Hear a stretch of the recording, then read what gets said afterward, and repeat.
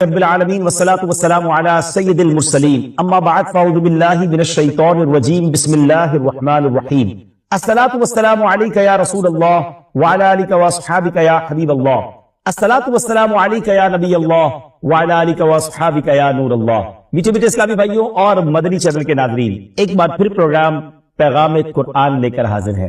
ہر ہی programme میں ایک قرآن پاک کا واقعہ اور اس سے ملنے والا سبق حاصل کرتے ہیں۔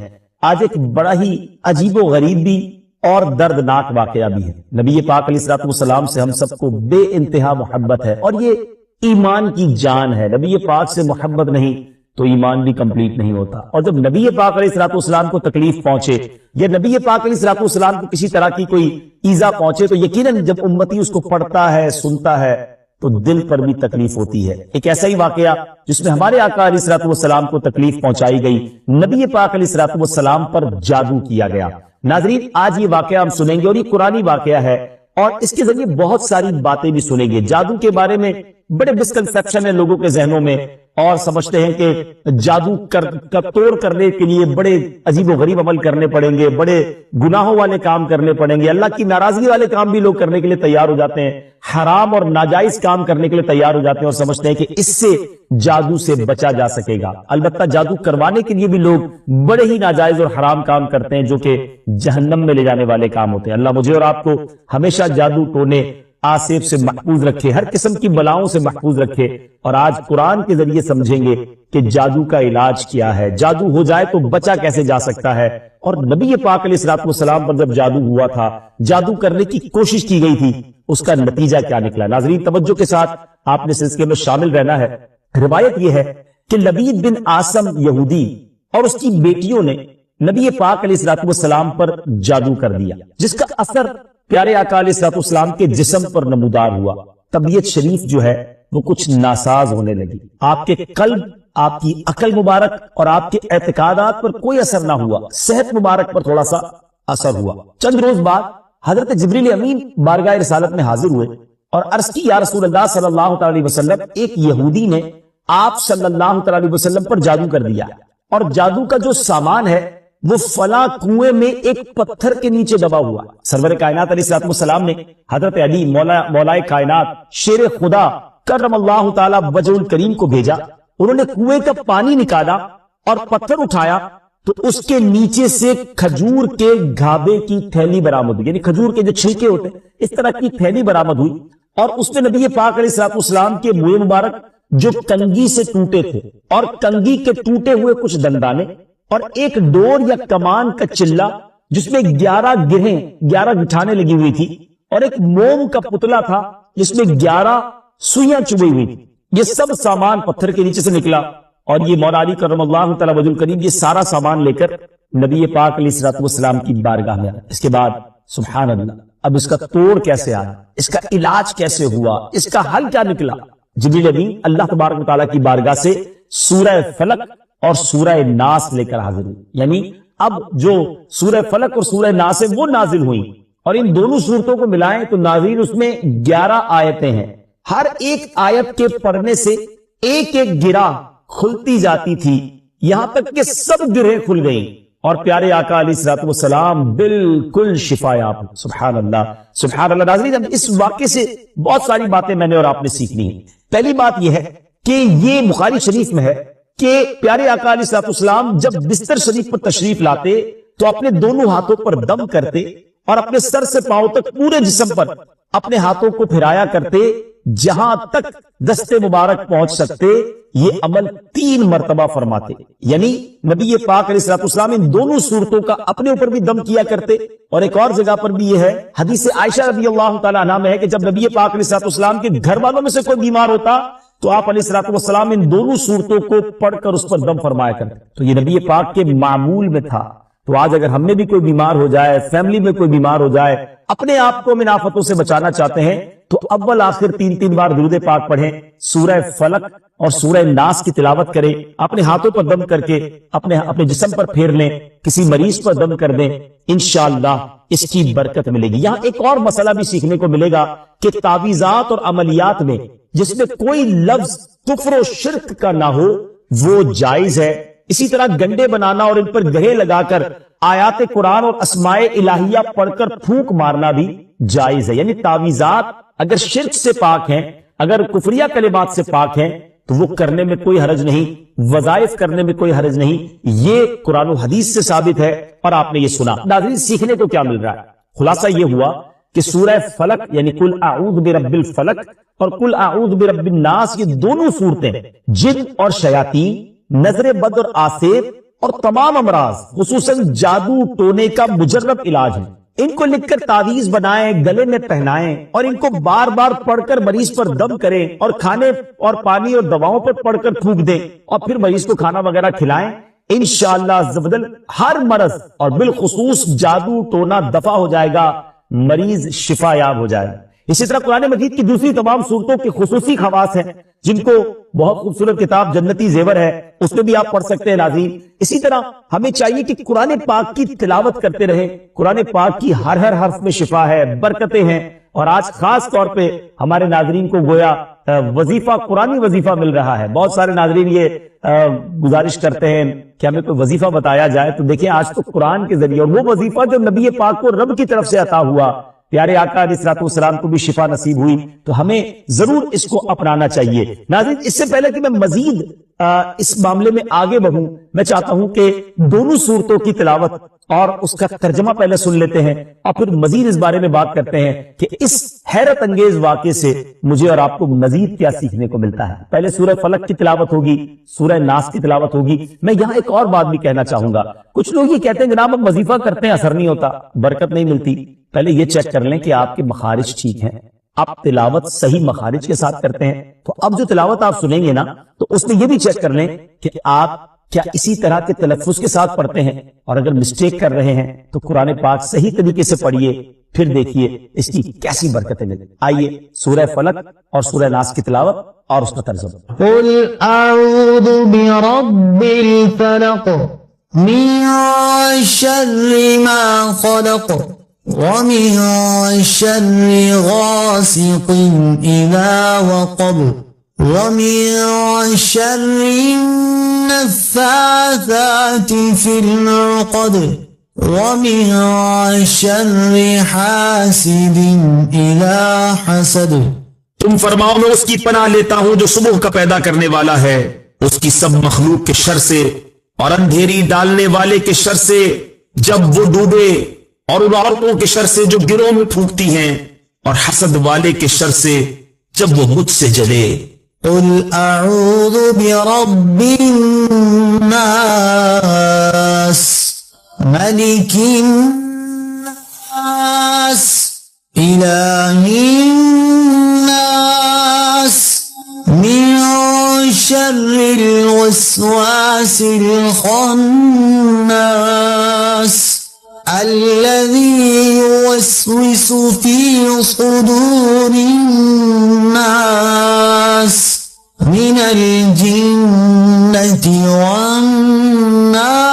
والناس.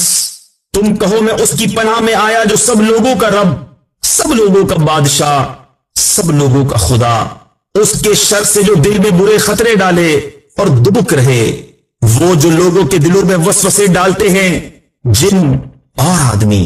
ناظرین، سورہ فلق اور سورہ ناس کے بے شمار فضائل و برکات ہیں. ایک اور حدیث پاک سنیے. حضرت عبداللہ بن خبیب رضی اللہ تعالیٰ عنہ فرماتے ہیں کہ ہم پر ہلکی بارش ہوئی اور اس وقت اندھیرا چھایا ہوا تھا، اور ہم پیارے آقا علیہ الصلوۃ والسلام کا انتظار کر رہے تھے کہ وہ آ کر ہمیں نماز پڑھائیں. پھر نبی پاک علیہ الصلوۃ والسلام ہمیں نماز پڑھانے کے لیے تشریف لائے اور ارشاد فرمایا پڑھو. میں نے عرض کی کیا پڑھوں؟ ارشاد فرمایا صبح و شام 3 بار قل هو اللہ احد، قل اعوذ برب الفلق اور قل اعوذ برب الناس پڑھو. ان کی تلاوت کرنا تمہیں ہر بری چیز سے بچائے. چلیں ایک اور وظیفہ مل گیا، سورہ اخلاص کو بھی شامل کر لیں تو صبح و شام پڑھیں تو انشاءاللہ بری آفتوں سے، مصیبتوں سے، جادو ٹونے سے، آسیب سے، ان طرح کی بلاؤں سے انشاءاللہ محفوظ رہیں گے. ناظرین، یہاں کچھ مسائل بھی سیکھ لیتے ہیں. حضرت اسماء بنت امیس رضی اللہ تعالیٰ عنہ نے عرض کی یا رسول اللہ صلی اللہ تعالیٰ علیہ وسلم، جعفر کے بچوں کو جلد نظر ہوتی ہے، کیا مجھے اجازت ہے کہ ان کے لیے عمل کروں؟ نبی پاک علیہ الصلوۃ والسلام نے اجازت عطا فرمائی. تو سیکھنے کو یہ ملا کہ تعویذ اور عملیات جن میں کفر و شرک نہ ہو، کوئی کلمہ ناجائز نہ ہو، تو اس میں جو ہے وہ تعویذ کرنا، عمل کرنا جائز ہے، اور خاص کر وہ عمل جو آیات قرآنیہ سے کیے جائیں یا احادیث میں وارد ہوئے ہوں۔ اسی طرح چند مسائل بھی سیکھنے کو ملے۔ یہ دونوں صورتیں جو ہیں ان کے شان نزول سے ہمیں معلومات کیا ملتی ہیں۔ نمبر ایک، جادو اور اس کی تاثیر حق ہے۔ کچھ لوگ جادو کا انکار کر دیتے ہیں، یہ درست نہیں۔ جادو اور اس کی تاثیر حق ہے، کیونکہ قرآن میں اس کا ذکر ہے، اور نبی پاک علیہ الصلوۃ والسلام پر بھی آپ کی صحت مبارک پر اس کا اثر ہوا۔ نمبر دو، نبی کے جسم پر جادو کا اثر ہو سکتا ہے، جیسے تلوار، تیر اور نیزے کا بھی اثر ہوتا ہے۔ یہ شان نبوت کے خلاف نہیں ہے۔ ہاں، ایسا اثر نہیں ہو سکتا کہ جس سے نبوت کے متعلقہ امور میں خلل آ جائے۔ حضرت موسیٰ علیہ الصلوۃ والسلام کے مقابلے میں جادوگر بالآخر اس لیے فیل ہوئے کیونکہ وہاں جادو سے معجزے کا مقابلہ تھا، ورنہ حضرت موسیٰ علیہ الصلوۃ والسلام کے خیال پر بھی اس جادو نے اثر کیا کہ ان کو خیال ہوا کہ یہ لاٹھیاں، رسیاں چل رہی۔ نبی کریم علیہ الصلوۃ والسلام کے خیال پر بھی اسی طرح یہی اثر ہوا تھا۔ نمبر تین، جادو کو دور کرنے میں سورہ فلق اور سورہ ناس کو خصوصی تاثیر حاصل ہے۔ نمبر چار، جادو ٹونے اور عملیات اور اثرات اور بیماریوں کو ختم کرنے کے لیے قرآن پاک کی صورتوں اور آیتوں کو استعمال کیا جا سکتا ہے، اور بخاری شریف میں سورہ فاتحہ کو اس مقصد کے لیے استعمال کرنے کا بیان موجود ہے۔ تو سورہ فاتحہ کو سورہ شفا بھی کہا جاتا ہے، تو یہ بھی شفا کے لیے بڑا مجرب اور بڑا پیارا وظیفہ ہے۔ ناظرین، یہ چند باتیں تو ہم نے اس واقعے کے متعلق سیکھی، سورہ فلق اور سورہ ناس کے کچھ فضائل بھی سنے۔ میں یہاں ایک اور بات بھی کرنا چاہتا ہوں کہ آج کل پرابلم یہ ہو گیا ہے کہ اتنے عاملین آ گئے ہیں، اتنے عمل کرنے والے لوگ آ گئے ہیں، اتنے بورڈ ہمارے شہروں اور وطن میں لگ جاتے ہیں کہ ایسا لگتا ہے ہر دوسرے آدمی پہ جن ہے یا اس پہ جادو ہو گیا ہے۔ خدارا جھوٹے عاملین سے اپنے آپ کو بچائیے۔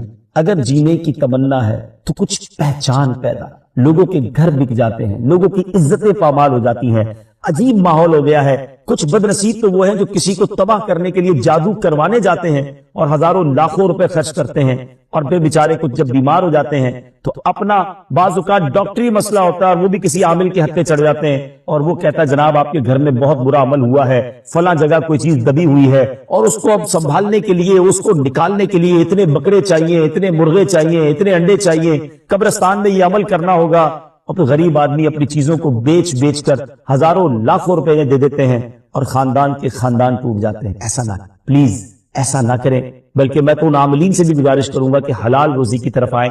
دعوت اسلامی نے بڑا شاندار ایک انداز اختیار کیا، اللہ سلامت رکھے دعوت اسلامی کے مدنی ماحول کو۔ ناظرین، آپ سوچ رہے ہوں گے کہ پھر ہماری بیماریوں کے لیے ہم تعویذ کس سے لیں، ہم یہ وظائف کہاں سے لیں؟ آپ کی دعوت اسلامی ہے نا، الحمدللہ دعوت اسلامی کا ایک شعبہ ہے جس کا نام ہی مکتوبات و تعویذات عطاریہ ہے۔ اس میں آپ کو بغیر کسی فیس کے، جی ہاں بغیر کسی فیس کے، لاکھوں لاکھ تعویذ ہر مہینے ناظرین یہاں سے دیے جاتے ہیں، پوسٹ بھی کیے جاتے ہیں، کوریئر بھی کیے جاتے ہیں، اس کی بھی کوئی فیس نہیں لی جاتی۔ تو یہ تعویذات آپ دعوت اسلامی کے مرکز سے رابطہ کر کے لے لیجئے۔ آن لائن تعویذات کی سروس بھی موجود ہے، حالانکہ دعوت اسلامی کا اس ڈپارٹمنٹ پر لاکھوں کروڑوں روپے خرچ ہو رہا ہے، مگر اس لیے اس کو فری رکھا ہے تاکہ امت کے لیے آسانی ہو، دکھیاری امت جو ہے ان کے مسائل حل ہو جائیں، نہ جانے کس کی دعا لگ جائے اور ہمارا بیڑا پار ہو جائے۔ ہاں، اس میں یہ ضرور میں کہوں گا کہ وہ لوگ جو یہ پروگرام دیکھ رہے ہیں اور ان کو لگتا ہے کہ میں اس شعبے کو سپورٹ کروں، دعوت اسلامی جس شعبے میں خرچ کر رہی ہے اور نہ جانے کتنے دکھیارے مسلمانوں کی دعائیں لے رہی ہے، تو اگر آپ دعوت اسلامی کے شعبہ تعویذات عطاریہ میں سپورٹ کرنا چاہتے ہیں، اپنا ڈونیشن دینا چاہتے ہیں، تو بھی ہم سے رابطہ کر لیجئے۔ لیکن پلیز ان جھوٹے عاملوں سے اپنے آپ کو بچائیے۔ اور مجھے جو ناظرین سن رہے ہیں، ہر بندے پر جادو نہیں ہوتا، ہر بندے پر جن نہیں آ جاتا، ہر بات میں وسوسہ نہ لایا کرے، وظائف پڑھ لیا کرے۔ صبح شام یہ وظیفہ ہمیں نبی پاک نے دے دیا ہے، صبح گھر سے پڑھ کر نکلے، شام گھر پر آ کر سونے سے پہلے پڑھ لے، آیت الکرسی سونے سے پہلے پڑھ لے، اللہ نے چاہا خیر آپ کا مقدر رہے گی۔ اور مزید ضرورت ہو تو دعوت اسلامی کے اس شعبے سے رابطہ کر لیں۔ میں امید کرتا ہوں کہ آج کے اس واقعے سے ہمیں یہ سیکھنے کو ملا کہ قرآنی وظائف کی کیا اہمیت ہے، اور جائز وظائف کرنے میں، تعویذات کرنے میں کوئی حرج نہیں۔ آخری بات، نبی پاک علیہ الصلوۃ والسلام کو پتہ چل گیا، جبریل امین نے بتا دیا کہ جادو کس نے کیا، مگر نبی پاک علیہ الصلوۃ والسلام نے بدلہ نہیں لی، سزا نہیں دی۔ اس لبید بن عاصم کو، اس کی جو بچیاں تھیں، جو بھی لوگ تھے جادو کرنے والے، سب کو معاف کر دیا۔ اللہ اکبر۔ انہیں پتا چل جاتا تھا کہ کس نے ظلم کیا ہے، پھر بھی معاف فرماتے، اور ہم شک کی بنیاد پر بدلہ لے لیتے ہیں۔ کوئی عامل کہہ دیتا ہے تمہارے گھر میں سین نام کی کوئی عورت ہے، اس نے یہ کیا ہے، اب جتنے سین نام والے ہیں سب کے ساتھ بدگمانی شروع، جب سے سب سے لڑائی شروع، سب کے بارے میں برا سوچنا شروع۔ انسان ہی سے غلطی ہوتی، معافی کرنے والا ذہن رکھے، معاف کریں گے اللہ تعالیٰ آپ کو معاف، رحم کریں گے آپ پر رحم کیا جائے۔ اللہ مجھے اور آپ کو نبی پاک علیہ الصلوۃ والسلام کی اس مبارک سیرت سے سیکھنا نصیب فرمائے کہ اگر کسی سے غلطی ہو بھی گئی ہے، کسی نے ہمارا برا چاہا بھی ہے اور پتہ بھی چل گیا ہے، تو معاف کرنا اللہ کو بڑا مشکل ضرور ہے۔ دل چاہتا ہے میں بھی بدلہ لوں، لیکن مزہ بھی تو یہی ہے نا کہ دل چاہ بھی رہا ہے، غلط بھی کیا ہے سامنے والے نے، میں بدلہ لے بھی سکتا ہوں، پھر بھی اللہ کی رضا کے لیے معاف کر دیں اور اس نیت سے معاف کریں، میرے مالک میں تیرے بندے کو معاف کر رہا ہوں، تو مجھ گناہگار کو اللہ کریم ضرور کرم فرمائے۔ اور یہی اسلام کی خوبصورتی ہے۔ اللہ مجھے اور آپ کو معافی اور درگزر کا ذہن نصیب فرمائے۔ ہمارے سلسلے پیغام قرآن میں یہی کوشش کرتے ہیں کہ قرآن پاک سے کوئی میسج، کوئی پیغام آپ کی طرف بڑھایا جائے، تو آج الحمدللہ آپ کے لیے یہ پیغام تھا کہ قرآن پاک پڑھیے، اس پر عمل کیجئے، اس کو پڑھ کر اپنے اوپر دم بھی کیجئے، اور پھر کسی سے غلطی ہو جائے تو معاف نہیں۔ وقت ہوا ہے ایک اگلے سیگمنٹ کا جس کا نام ہے تعارف قرآن۔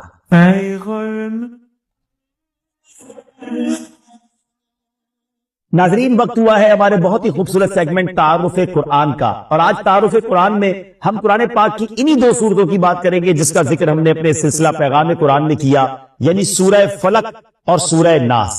سب سے پہلے بات کرتے ہیں سورہ فلق کی۔ سورہ فلق مدینہ منورہ میں نازل ہوئی، اور ایک قول یہ ہے کہ مکہ مکرمہ میں نازل ہوئی۔ پہلا قول زیادہ صحیح ہے کیونکہ اس کے شان نزول سے اسی کی تائید ہوتی ہے۔ رکوع اور آیات کی تعداد، اس صورت میں 1 رکوع اور 5 آیتیں۔ فلق نام رکھنے کی وجہ، فلق کے کئی معنی ہیں اور یہاں اس سے مراد صبح ہے، اور چونکہ اس صورت کی پہلی آیت میں لفظ موجود ہے، اس مناسبت سے اسے سورہ فلق کہتے ہیں۔ پیارے آقا علیہ الصلوۃ والسلام نے ایک بار اس سورت کے بارے میں ارشاد فرمایا، کیا تم نے نہیں دیکھا کہ آج رات مجھ پر ایسی آیتیں نازل ہوئی ہیں جن کی مثل نہیں دیکھی گئی؟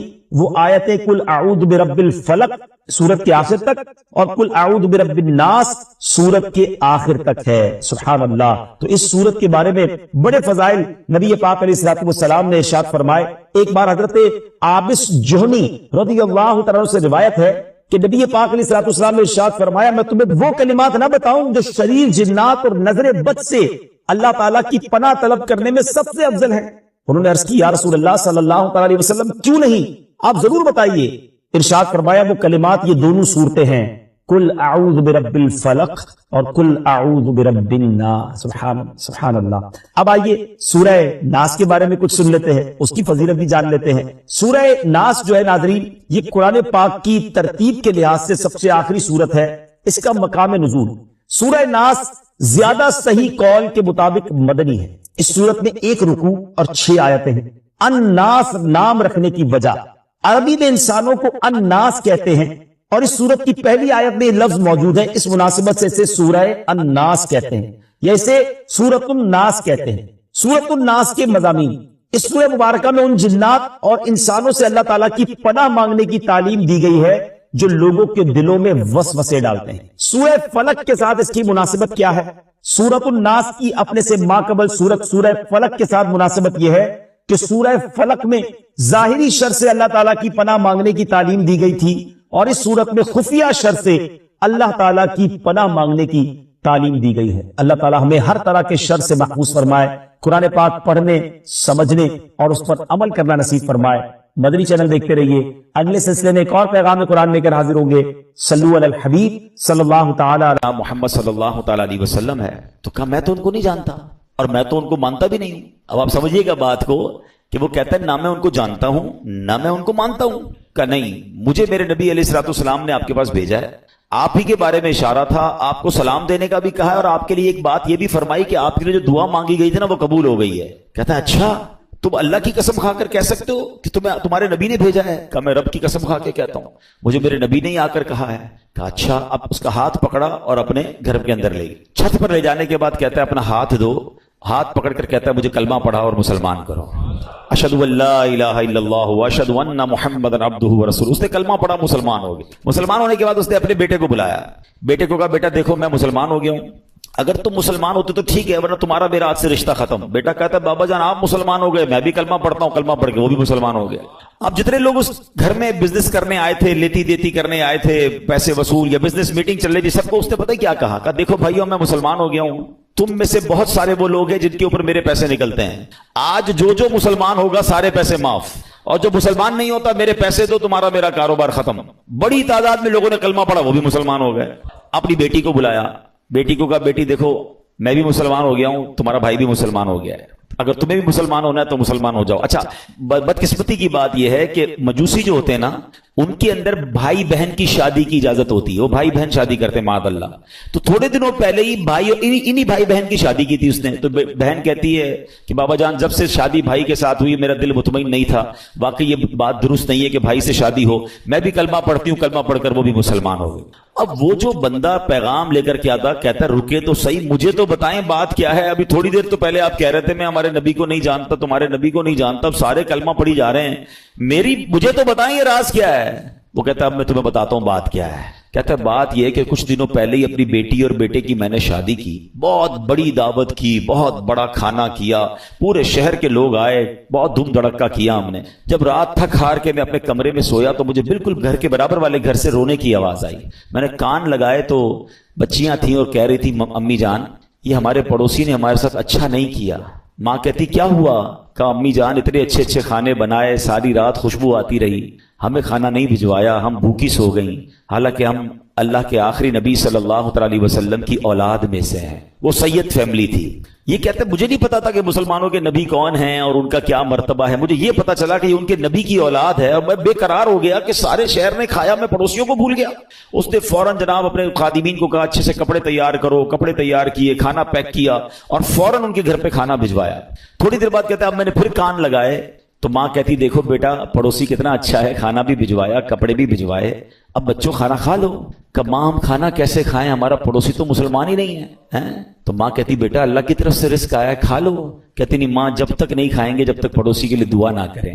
ان سیدزادیوں نے ہاتھ اٹھائے اور دعا کرنے لگی کہ یا اللہ ہمارے پڑوسی کو ایمان کی دولت عطا فرما دے، اور آج اس نے ہماری دستگیری کی ہے، ہماری مشکل آسان کی ہے، بروز قیامت ہمارے نانا جان کی سے شفاعت نصیب فرما۔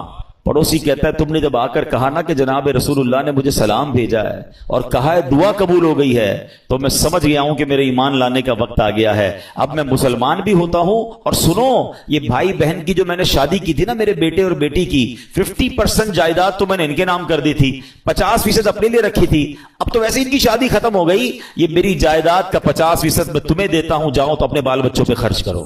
وہ بندہ جو ایک دن پہلے جس کے بچے بھوکے سو رہے ہیں وہ اربوں پتی ہو جاتا ہے، وہ پورے جائیداد کا 50% لے کر گھر آتا ہے۔ اب اس واقعے کو لکھنے کے بعد میرے پیارے اسلامی بھائیوں علماء نے بہت خوبصورت باتیں اس پہ ارشاد فرمائی۔ اب ذرا اس ایک واقعے کو اگر سمجھیں کہ مشکل ہو، پریشانی ہو، تکلیف ہو، دنیا والوں سے نہ مانگیں۔ ایک یہ بھی بڑا پرابلم ہو گیا ہے کہ آج تھوڑا سا پرابلم ہو تو دوسروں سے مدد مانگنے نکل پڑتے ہیں۔ خودداری یہ ہے کہ میری پرابلم میں جانوں، میرا رب جانے، کسی کا احسان کیوں اٹھائیں، کسی کو حالات کیوں بتائیں، تم ہی سے مانگیں گے تم ہی دو گے، تمہارے در سے ہی لو لگی ہے۔ ہم نے دیکھا ہے جو ایک بار ہاتھ پھیلاتا ہے نا پھر اس کا ہاتھ پھیلا ہی رہتا ہے۔ اللہ سے ہمیشہ دعا کرنا، اے اللہ ہمیں صرف دینے والا ہاتھ عطا فرما، کبھی مانگنے والا ہاتھ نہ عطا فرما۔ مشکل آتی ہے انسان پر، کوشش کرے کہ کسی کی مدد نہ لینی پڑے۔ اللہ اور اس کے رسول اپنے معاملات کم کر دیں، اپنے خرچے کم کریں، اپنے معاملات کو جتنا ہو سکے منیمائز کر دیں، تو کسی سے مدد نہ مانگیں۔ اور یہی اسلام کو مطلوب ہے کہ بندہ خودداری کے ساتھ چلے۔ اور پھر سبحان اللہ درود پاک کیسا وظیفہ ہے کہ پھر غیب سے مدد ہوتی ہے جب بندہ اللہ اور اس کے رسول کی طرف توجہ کرتا ہے نا۔ شاعر کہتے ہیں نا ہر درد کی دوا ہے، ہر درد کی دوا ہے صلی علی محمد، تعویذ ہر بلا ہے صلی علی محمد صلی اللہ علیہ وسلم۔ تو ہمیں درود پاک کثرت سے پڑھنا ہے۔ اور ادھر امیر آدمی کے ساتھ کیا ہوا کہ آل رسول کی خدمت، سید زادگان کی خدمت کی تو اللہ نے اسے ایمان کی دولت عطا فرما دی۔ تو یہ بھی اپنی زندگی کا حصہ بنائیں۔ میں مشورہ دوں گا میرے پیر و مرشد امیر اہل سنت، فاؤنڈر آف دعوت اسلامی مولانا محمد الیاس اتار قادری صاحب بڑی پیاری توجہ دلاتے ہیں۔ آپ فرماتے ہیں جس نبی کے در کا صدقہ ہم کھاتے ہیں نا ان کی آل کی خدمت کیا کرو، وہاں سے اور عطا کیا جائے گا۔ تو ہمیں کیا کرنا چاہیے؟ اپنی انکم کا पॉसिबल हो ना तो 1%, 2% जितनी अल्लाह ने आपको तौफीक दी है वो फकत सैयद साहिबान के लिए अलग रख लें। अपने ऑफिस में एक अकाउंट खोलें कि जनाब मेरी जितनी इनकम होगी मैं इतना % जो है वो आले रसूल की खिदमत करूंगा। आप ये करके देखें, आप हैरान हो जाएंगे आपकी रोजी पे कितनी बरकत आना शुरू हो जाती है। मैं आपको इसको लॉजिकली समझाता हूं। कोई आपका दोस्त हो, आपके घर पे आए, आपके बच्चों को तोहफा दे और बार बार आपके बच्चों को गिफ्ट भिजवाता रहे, आपके बच्चों के लिए खैर खाई का इजहार करे, आपके बच्चों का ख्याल रखे, आपको कैसा लगता है कि अरे मेरे बच्चों से कितना प्यार करता है। बच्चे तो प्यार करते ही करेंगे आपके उस दोस्त से, आपको भी प्यार हो जाएगा। मुझे बताएं ना, कोई उम्मती जब नबी पाक के बच्चों से प्यार करेगा, आका की आल की खिदमत करेगा, तो नबी पाक को कितना प्यारा लगेगा वो है। फिर वहां से एक निगाह रहमत होनी है ना। सारे बिगड़े काम सफर जाने हैं। बरेली के ताजदार आला हजरत यही तो समझाते हैं कि तेरी नस्ले पाक में है बच्चा बच्चा नूर का, तेरी नस्ले पाक में है बच्चा बच्चा नूर का, तू है ऐने नूर, तेरा सब घराना नूर का। सरकार की आल की खिदमत ये बहुत बड़ी सादत है। कोई एक फैमिली ढूंढ लें, कोई एक खानदान ढूंढ लें और बस उसको बांध लें कि भैया मैंने इसकी खिदमत करनी है। ये समझ लें आप उसकी खिदमत नहीं कर रहे हैं, ये आप उसको पेश कर रहे हैं और उसकी बरकतें आपको मिलना शुरू हो जाएंगी। देखिए सैयद साहिबान का एक मसला भी समझ लें। आज के दौर में प्रॉब्लम ये, लोग पहले तो ज़कात पूरी नहीं निकालते, ज़कात के अलावा पैसे वैसे ही नहीं देते। अब सैयदों को ज़कात वैसे नहीं लगती, वो तो माल का मैल है ना, मैल दोगे क्या माल का सरकार की आल को। तो अब वहां देना तो साफ पैसा चाहिए था, लोग साफ पैसा खर्च ही नहीं करते। तो सैयद साहिबान कहां जाएंगे? जो गरीब सैयद साहिबान है वो किधर जाएंगे?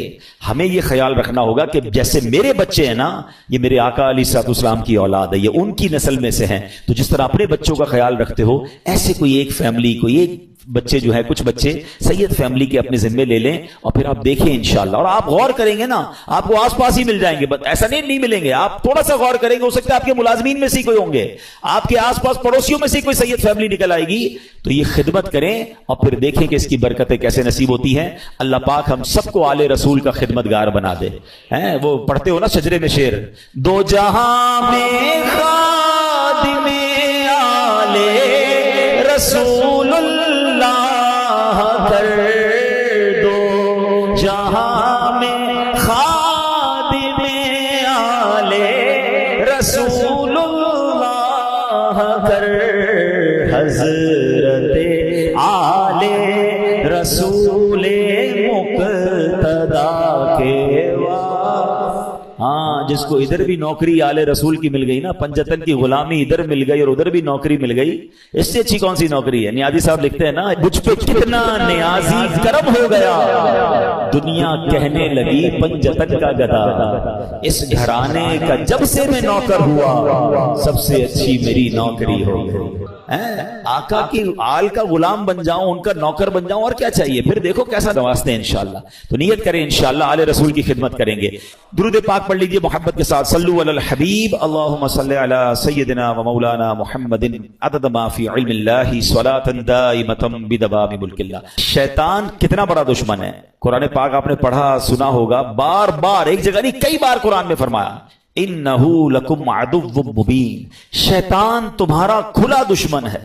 एक जगह इरशाद होता है, इन्न शैतान लकुम अदुव्वुन फत्तखिज़ूहु अदुव्वा, फरमाया बेशक शैतान तुम्हारा दुश्मन है और तुम भी इसे अपना दुश्मन समझो।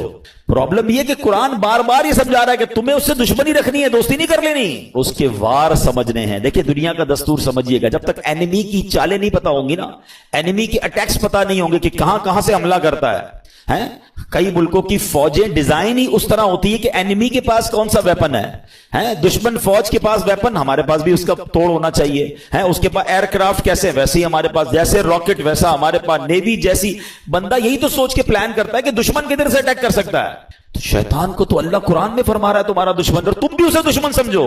मगर बदकिस्मती यह है कि बहुत बड़ी तादाद जो है वो शैतान से दुश्मनी नहीं दोस्ती कर लेते हैं। कितनी बुरी बात है, अल्लाह का भी दुश्मन है, हमारा भी दुश्मन है और उससे दोस्ती कर रहे हैं। कुरान में एक जगह इरशाद फरमाता है, अफतत्तखिज़ूनहु व ज़ुर्रियतहु औलिया मिन दूनि व हुम लकुम अदुव्व बि'स लिज़्ज़ालिमीन बदला। فرمایا تو اے لوگوں کیا تم اسے اور اس کی اولاد کو میرے سوا دوست بناتے ہو حالانکہ وہ تمہارے دشمن ہیں، ظالموں کے لیے کیا ہی برا بدلہ ہے۔ اللہ فرماتا ہے وہ تمہارے دشمن ہے، دوست مت بنانا، اور یہ اتنا خطرناک دشمن ہے، اتنا مکار دشمن ہے، اس کے ایسے ایسے وار ہیں آپ حیران ہو جائیں گے۔ شیطان کبھی ادھر سے حملہ کرتا ہے، کبھی ادھر سے۔ اچھا پرابلم یہ کہ ایک تو شیطان کو پہلے سیویئر دشمن سمجھنا شروع کر دیں۔ مثال کے طور پہ آپ کو کوئی یہ کہہ دے کہ یار ایک بندہ ہے، اس نے پلان کیا ہے کہ آپ کو مار دے گا، آپ بتائیں کہ آپ سکون سے سو جائیں گے؟ آپ پریشان ہو جائیں گے کہ اچھا میری جان لینا چاہتا ہے۔ ہاں، وہ اس نے بنا پلان کیا ہوا کہ آپ کو اڑا دے گا۔ اب آپ پولیس کے پاس جائیں گے، آپ اپنے گارڈز رکھنے کی کوشش کریں گے، معلومات کریں گے یار اس کا پلان کیا ہے، کیسے اٹیک کرے گا۔ دنیا میں کوئی میری جان لینا چاہے، جان لے سکے نہ لے سکے، میری نیند تو اڑا دیتا ہے۔ تھریٹ آ جائے تو بندہ، کسی کو پرچی آ جائے، کراچی میں تو بہت سارے واقعات چلتے رہتے ہیں نا، ہمارے پاس بھی بیچارے لوگ دعا کے لیے آتے ہیں، بھائی فون آ گیا ہے، فلاں چیز آ گئی ہے، ہوتا کچھ نہیں ہے، اس بیچارے کی نیند توڑ جاتی ہے۔ اللہ تعالیٰ ہم سب کو عافیت میں رکھے، ان ظالموں کے ظلم سے بچائے، دہشت گردوں کی دہشت گردیوں سے بچائے۔ مگر these are all examples for all of us, کہ یہ جب ہمارے ساتھ ہوتا ہے تو ہمارا کیا حال ہو جاتا ہے۔ افریقہ کے کئی ملک ہیں جہاں کڈنیپ کی دھمکیاں اور پتہ نہیں کیا کیا چل رہا ہوتا ہے دنیا میں۔ اچھا آپ میں سے کچھ لوگ ہوں گے کہیں گے یار مجھے تو کوئی دھمکی نہیں آئی، اللہ کا شکر، اللہ کرے کبھی آئے بھی نہ آپ کو، مگر یہ والی دشمنی تو قرآن نے بتا دی ہے نا، یہ دھمکی تو آپ کے پاس موجود ہے، یہ اٹیک، اور یہ دشمن آپ کا بھی ہے۔ وہ دشمن ہو نہ ہو، یہ دشمن سب کا ہے، قرآن کہہ رہا ہے تمہارا کھلا دشمن ہے۔ کیا اس کے لیے کوئی پلاننگ کی؟ اس سے بچنے کا کوئی غور کیا؟ اس کے لیے کسی کے پاس گئے کہ یار یہ کدھر کدھر سے حملہ کر سکتا ہے؟ مجھے ایک بات بتائیں، کوئی میری جان لے سکتا ہے دنیا میں، میری دولت لے سکتا ہے، مگر یہ سب چیزیں کم ہے، شیطان میرا ایمان لے سکتا ہے، اس سے قیمتی چیز کوئی نہیں ہے میرے پاس۔ اگر ایمان ہی چلا گیا تو پھر کیا ہے میرے پاس؟ وہ ایکچوئل اس کا جو الٹیمیٹ گول ہے نا شیطان کا، یہ سمجھنا ہوگا، اس کا الٹیمیٹ گول یہ ہے کہ وہ میرا اور آپ کا ایمان چھین لے اور ہم دنیا سے بے ایمان ہو کر جائیں۔ اور ایک بات یاد رکھیے گا، سارے روزے، ساری تراویح، ساری عبادت، ساری نمازیں، سارے صدقے، سارے حج، سب کچھ برباد ہو جاتے ہیں اس کے جو ایمان پہ دنیا سے نہیں جاتا۔ ہاں، ایمان ہے تو سب کچھ ہے، ایمان کے بغیر گئے پھر کچھ بھی نہیں ہے۔ ہاں، یہ پہلے سمجھ لیجئے بات کو۔ میرے اور آپ کی زندگی کا جو سب سے بڑا ٹارگٹ ہونا چاہیے نا، وہ ایمان کی حفاظت ہونا چاہیے۔ آپ کو پتا ہے اللہ کے نبی علیہ الصلوۃ والسلام کیا دعا کرتے تھے؟ یا مقلب القلوب ثبت قلبی علی دینک۔ اس دعا کا معنی کیا ہے؟ اے دلوں کو پھیرنے والے، میرے دل کو اپنے دین پر ثابت قدمی عطا فرما، اسٹیڈ فاسٹنس عطا فرما۔ کون دعا کر رہا ہے؟ جس کے صدقے مجھے اور آپ کو ایمان ملا۔ یہ میری اور آپ کی تربیت ہے کہ دل بدلتا ہے۔ اللہ سے مانگو کہ مرتے وقت قلب سلیم رہے، ایمان کی حالت میں دنیا سے جاؤں۔ اے ایمان والو، اللہ سے ڈرو اور نہیں مرنا مگر مسلمان۔ یعنی یہ جملہ کیسا ہے یار؟ اگر یہ آیت کو سمجھ لیں کہ کہا جا رہا ہے مرنا ہے مگر مسلمان، یہ اس کا مطلب یہ ہوا کہ میری اور آپ کی زندگی کا جو مین ٹارگٹ ہونا چاہیے نا، کہ ادھر سے کوئی چھیننے کی کوشش کر رہا ہے، ادھر سے میرا ایمان چھیننے کی کوشش کر رہا ہے۔ ایکچولی شیطان ہمارے سامنے اپنے اصلی روپ میں نہیں آتا، اس کے چیلے آتے ہیں، اس کے چیلے چپاٹے، اب ہر طرح کے لوگ نکلے ہوئے نا، کبھی چینل پر، سوشل میڈیا پر کوئی قرآن کا انداز بیان کر رہا ہے، کوئی دین کا نیا انداز لے کر آیا ہے، کہیں نہ کہیں سے اٹیک کر کے آپ کا ایمان چھیننا چاہتا ہے۔ اعلیٰ حضرت امام اہل سنت نے 100 سال پہلے کہہ دیا تھا، سونا جنگل رات اندھیری، چھائی بدلی کالی ہے، سونے والوں جاگتے رہیو، چوروں کی رکھوالی ہے۔ یہ تو 100 سال پہلے کہا تھا، اب تو کتنے فتنے ہیں۔ پتہ ہے اعلیٰ حضرت نے کیا کہا؟ آنکھ سے کاجل صاف چرا لیں یا وہ چور بلا کے ہیں، تیری گٹھڑی تاکی ہے اور تو نے نیند نکالی ہے۔ ہمیں پتہ ہی نہیں ہے، لوگ ہمارے ایمان کے پیچھے پڑے، ہم کہتے نہیں یار میں تو اس کی بھی سنتا ہوں، میں تو اس کی بھی سنتا ہوں، میں بد مذہبوں کے ساتھ بھی بیٹھتا ہوں، کچھ غیر مسلم دوست بھی بنائے ہوئے ہیں، میں سب کے ساتھ بیٹھتا ہوں۔ جناب نہیں، ایمان بچانا ہے تو ایسی محفلوں، ایسی گیدرنگز کو چھوڑنا ہوگا، سب کی نہیں سننی ہے۔ ہم اتنے مضبوط نہیں ہیں کسی کی سننے سے۔ آپ کو پتا ہے نبی پاک علیہ الصلوۃ والسلام نے حضرت عمر فاروق رضی اللہ عنہ کو تورات پڑھنے سے منع فرما دیا تھا۔ وہ کون ہے؟ حضرت عمر فاروق۔ اب بتائیے میری اور آپ کی کیا اوقات ہے؟ بندہ کہتا ہے میں ذرا دوسروں کی کتابیں بھی پڑھوں گا، دوسروں کے دلائل بھی سنوں گا۔ ارے پہلے مجھے اپنے دین کے بارے میں کچھ پتا نہیں ہے اور میں چلا سب کی باتیں سننے۔ تو ایمان بچانا ہے تو اس کی فکر کرنی ہے۔ اچھا اب میں آپ کو شیطان کے کچھ واقعات کے ذریعے سمجھاتا ہوں کہ کیسا مکار ہے، کیسا گیم کرتا ہے۔ ایک کتابوں میں لکھا، برسیسا نامی ایک شخص تھا اور بہت بڑا عبادت گزار تھا۔ اس بندے نے 200 سال اللہ کی عبادت کی اور ایک بھی گناہ نہیں کیا۔ اچھا اب ایسا کوئی نیک بندہ ہو تو شیطان کہاں چھوڑے گا اس کو؟ یہ میں ایک اور بات آپ کو بتا دوں کہ شیطان نیک آدمی پر زیادہ حملے کرتا ہے. یاد رکھیے گا, جو پہلے ہی کچھ نہیں کر رہا اس کو شیطان نے کہا تو ساڑھا ساتھی ہے, نہ نماز پڑھ رہا ہے, نہ روزے رکھ رہا ہے اور بدکاریاں کر رہا ہے, شراب پی رہا ہے. نہیں, اس کے لیے پرابلم ہے نیک آدمی جو نمازیں پڑھ رہا ہے, جو روزے رکھ رہا ہے, جو نیکی کی نیت کر بیٹھا ہے, جو علم دین سیکھ رہا ہے, وہ بے چین رہتا ہے اس کے بارے میں. تو آپ جتنا دین کی طرف آئے نا, اب تیار ہو جائیں. He will attack you, but انشاءاللہ اللہ کی رحمت سے ہم اپنے آپ کو بچائیں گے انشاءاللہ. ہماری کوئی اوقات نہیں, ہم اللہ سے ہی مدد مانگیں گے انشاءاللہ, اور مانگتے رہا کرو رب سے مدد. اے اللہ شیطان کے مقابلے میں میری مدد فرما, مجھے طاقت دے, مجھے قوت دے, اور اس مردود کے مقابلے میں مجھے کامیابی عطا فرما. ٹھیک ہے. بہرحال اب شیطان کی تو حالت خراب, 200 سال کوئی گناہ نہیں. شیطان پہنچ گیا اس کے پاس انسانی صورت میں, اور جا کر کہتا ہے کہ مجھے آپ کے ساتھ عبادت کرنی ہے. اللہ کا نیک بندہ کہتا ہے مجھے اللہ کی عبادت میں کوئی دوست نہیں چاہیے, میں جانوں میرا رب جانے, مجھے کوئی نہیں چاہیے. اس کا ایک عبادت خانہ تھا, وہ اس پہ عبادت کرتا تھا. اس نے شیطان کو انٹری نہیں دی. اس مردود نے کیا کیا تھا, انسانی صورت میں اسی نیک آدمی کے گھر کے باہر بیٹھ کر عبادت شروع کر دی, ڈھونگ کے لحاظ میں. اب وہ کھڑکی سے دیکھتے پورا دن ہو گیا, رات ہو گئی, عبادت کیے جا رہا ہے. 1 دن 2 دن 3 دن, نہ کھانا نہ پینا نہ سونا.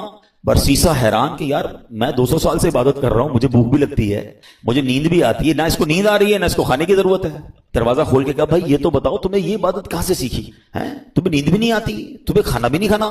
کہتا بات یہ, میں اسی لیے تو آپ کے پاس آیا تھا, آپ نے تو مجھے لفٹ ہی نہیں کرائی. میں آپ کو اصل راز بتاؤں, مسئلہ یہ ہے کہ میں نے زندگی میں ایک گناہ کیا. جب مجھے نیند آتی ہے نا, مجھے وہ گناہ یاد آ جاتا ہے, میں پھر چونک جاتا ہوں, پھر خوف خدا طاری ہوتا ہے, میں جاگتا ہوں. بھوک لگتی ہے, پھر وہ گناہ یاد آتا ہے. آپ کا پرابلم ہی آپ نے کوئی گناہ نہیں کیا ہے. اب دیکھو شیطان کا وار.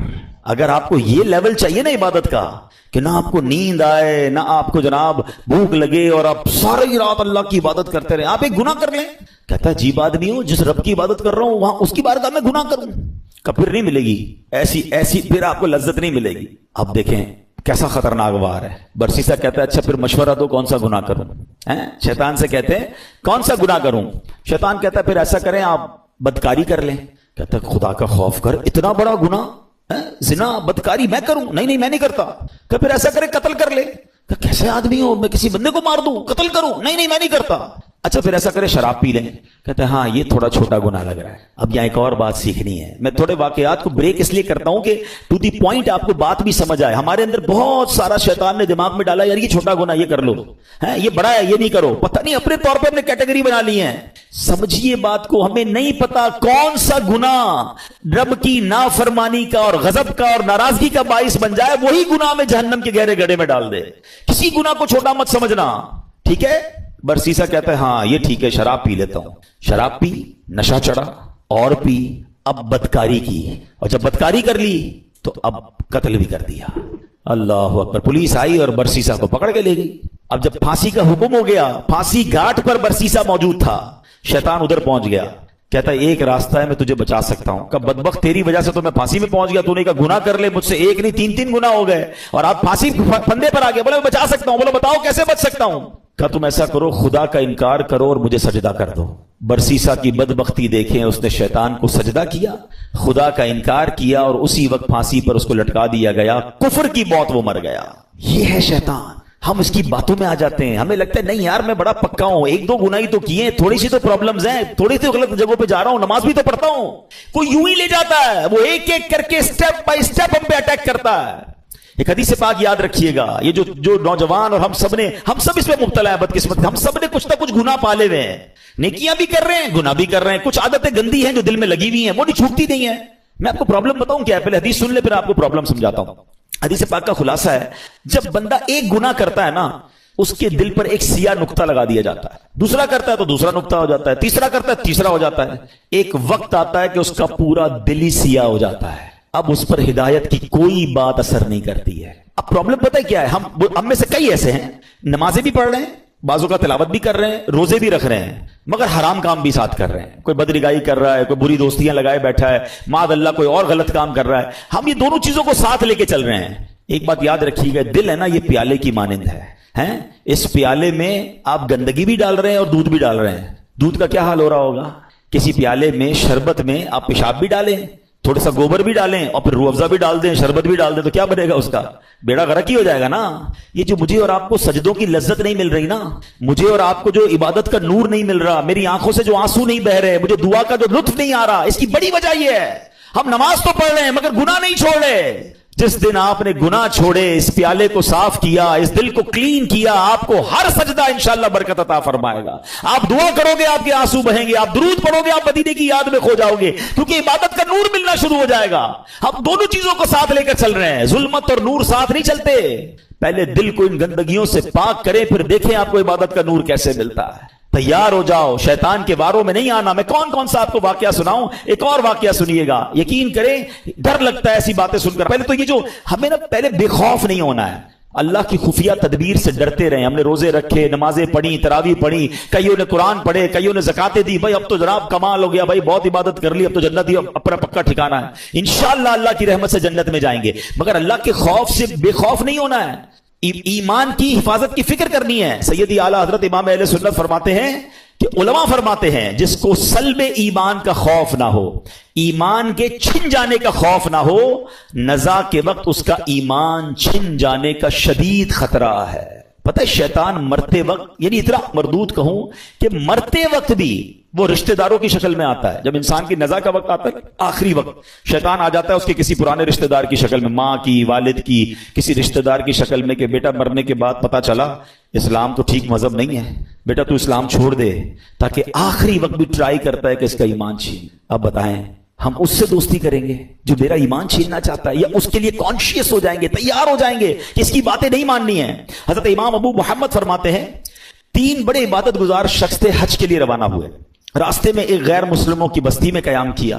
یہ بری صحبتوں کی آپ کو ایک نحوست بھی بتاتا ہوں. بندہ پتہ نہیں کبھی کہاں رہتا ہے, کبھی کن کے ساتھ رہتا ہے, سوچتا بھی نہیں ہے. غیر مسلموں کی بستی میں رہے.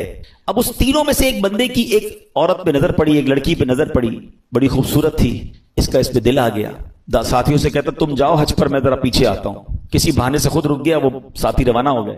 یہ پہنچ گیا اس کے والد کے پاس کہ مجھے تمہاری بیٹی سے شادی کرنی ہے. کہ میری بیٹی کا مہر تم ادا نہیں کر سکو گے, بہت ہیوی ہے, بہت مہنگا ہے. کہ بتاؤ تو صحیح کیا ہے. کہ مہر یہ ہے کہ تم اسلام چھوڑ دو اور غیر مسلم ہو جاؤ. ساری زندگی جس کی عبادت میں گزری, شیطان نے ایسا حملہ کیا, عورت کا ایک ایسا جال پھینکا اس کے دل پر کہ اس شخص نے اسلام کو چھوڑا اور غیر مذہب اختیار کر لیا. حج پہ جا رہا تھا, سفر کون سا تھا, حج کا.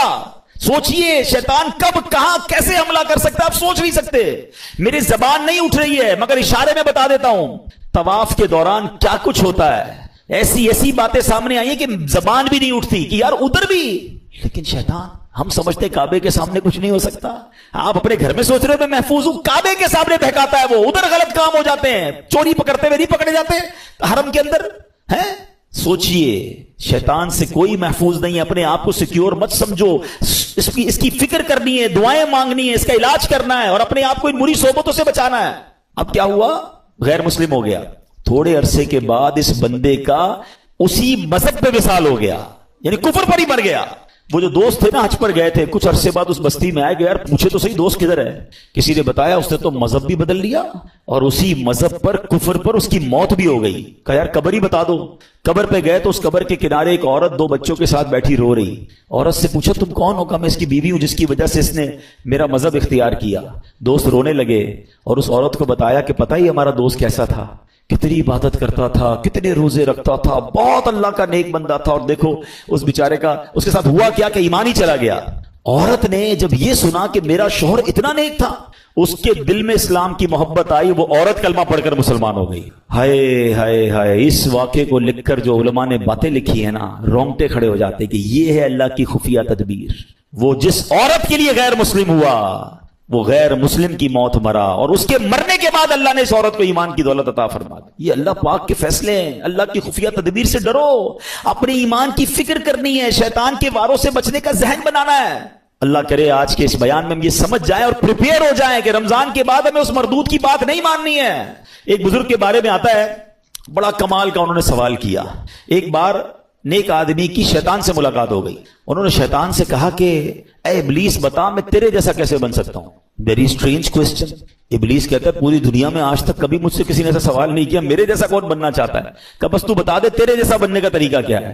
ابلیس تو خوش ہو گیا, چلو ایک دوسرا پارٹنر ملا, بھائی کوئی تو ہے جو میرے جیسا بننا چاہتا ہے. کہ بہت آسان ہے میرے جیسا بننا.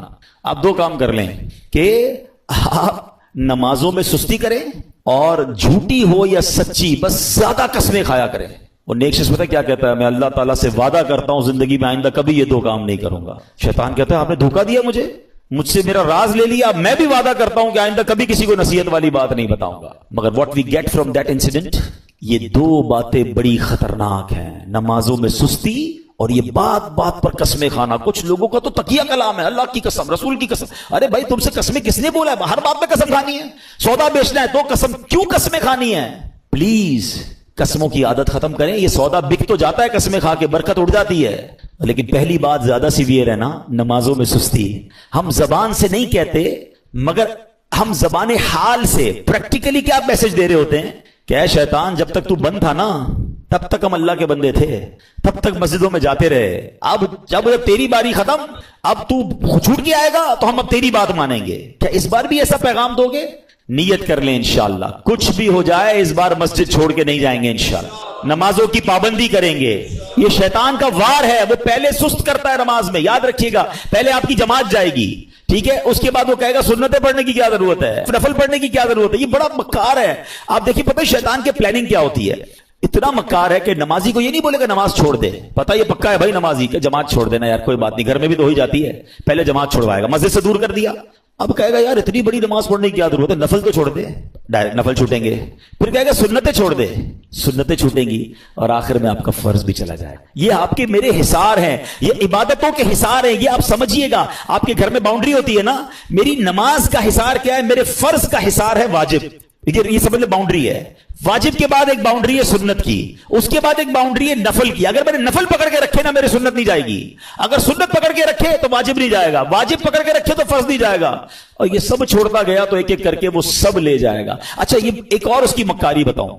پہلے تو پلان کرتا ہے کہ کسی نیک آدمی سے کوئی بڑا گناہ کرا دے, شراب پلا دے, بدکاری کروا دے, قتل کروا دے. جب یہ دیکھتا ہے نا یار یہ تو کچھ کر ہی نہیں رہا ہے, میری مان ہی نہیں رہا ہے, تھکتا نہیں ہے. یاد رکھیے گا اتنا خطرناک اینیمی ہے, اس کو نیند نہیں آتی, ہمیں نیند آتی ہے. ہم اس کو دیکھ نہیں سکتے, وہ ہمیں دیکھ رہا ہے. بلکہ روایتوں میں آیا یہ ہمارے بلڈ میں, ہماری رگوں کے اندر چل رہا ہوتا ہے. اتنا خطرناک دشمن ہے, اور ہم سوئے ہوئے ہیں, ہمیں فکر ہی کوئی نہیں ہے. ایک نعرہ لگاتے ہیں شیطان کے خلاف جنگ جاری رہے گی, صرف نعرہ لگاتے ہیں, کمبل اوڑھ کے سو جاتے ہیں. او بھائی تیار بھی تو کرو اپنے آپ کو کہ کیسے جنگ لڑو گے, ٹھیک ہے. اب جب یہ دیکھتا ہے نا کہ یار یہ نیک نمازی آدمی ہے, نہ شراب پی رہا ہے, نہ بدکاری کر رہا ہے, نہ قتل کر رہا ہے, نہ کسی کو ظلم کر رہا ہے, اب کیا کروں, تھکتا نہیں ہے. اب اس کو کہتا ہے عبادت میں اس کی عبادت کم کروا دوں, گناہ نہیں کروا پا رہا نا, اس کے درود کم کروا دوں, اس کی تلاوت کم کروا دوں, اس کی جماعت چھوڑوا دوں. اچھا اب دیکھتا ہے یہ بھی نہیں کر پا رہا. اب یہ شیطان کا ایک ایسا آلہ آ گیا ہے کہ جس کے گھر میں ٹی وی نہیں تھا, جس کے گھر میں کبھی فلم VCR نہیں آیا تھا. یار ہم کئی ایسے لوگوں کو جانتے ہیں جنہوں نے کبھی زندگی میں فلمیں نہیں دیکھی تھی, مگر یہ ایک ایسا آلہ آ گیا کہ ایک بٹن دباؤ تو پتہ نہیں دوسری دنیا میں بندہ پہنچ جاتا ہے. اب نیک نمازی آدمی سے بھی اس کے ذریعے گناہ کرواتا ہے. میرے ہی پیسے لگے, میں ہی انٹرنیٹ کا بل بھر رہا ہوں, میں نے ہی لاکھوں روپے کا موبائل لیا اور مجھے ہی جہنم میں لے جا رہا ہے. کیا بے وقوفی ہے یار. سوچئے یہ شیطان کے وار ہیں, یہ ساری روحانیت منٹوں میں برباد ہو جاتی ہے جب آپ اپنی آنکھیں حرام دیکھتی ہیں. اچھا پھر ایک اور کیا کرتا ہے کام, دیکھیں میں آپ کو کچھ شیطان کی چالیں بتا رہا ہوں. ایک اور پھر پتہ کیا کرتا ہے کہ اگر آپ کسی نیکی میں بہت ساری نیکی کر ہی رہے ہیں, صدقہ بھی دے رہے ہیں, زکوٰۃ بھی دے رہے ہیں, خیرات بھی دے رہے ہیں, اب اس کا ایک اور وار یہ کہ یار نیکی تو کر لی اس نے, اب یہ کہتا ہے اس کی نیکی برباد کرواؤ. اب نیکی برباد کیسے ہو سکتی ہے بھائی, میں نے کر تو لی, نماز بھی پڑھ لی, روزہ بھی رکھ لیا, صدقہ بھی دے دیا, رسید بھی آ گئی, فطرہ بھی دے دیا. نہیں جناب, he have some weapons to destroy your all good deeds. اب کیسے, اب وہ بندے کو کہتا ہے اس کو لوگوں کو بتا.